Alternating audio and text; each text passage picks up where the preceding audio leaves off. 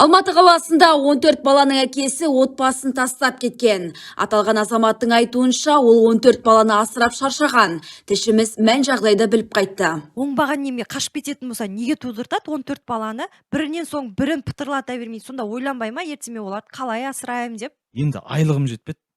Даже светтің ақшасын төлей алмай қалдым. Үйінде свет жоқ адам не істесін сосын?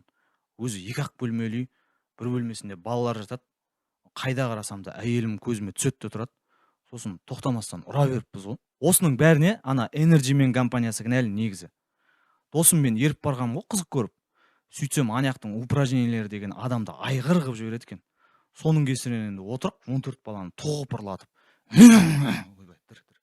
Кешіріңіздер. Да, Арашка пришел к нам, говорит: балам, хочу стать айбером.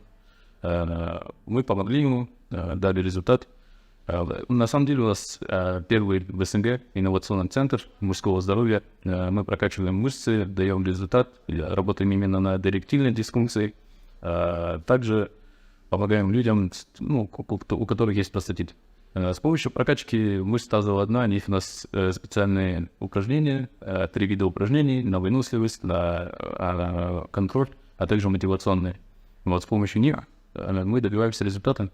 В течение одного курса Арашка получил результат. Для тех людей, кто утратил свою мужскую силу, а также у кого есть проблемы с простатитом, мы убираем эти венозные застои. У нас есть несколько фишек, с которыми мы поделимся с вами, и вы обязательно добьетесь результата. Результат мы гарантируем. Вот. У нас очень много клиентов довольных, которые не только они, но и их жены выражают нам благодарность. Людмила Қоянова, Ирина Инкубатор, ПТК арнасы.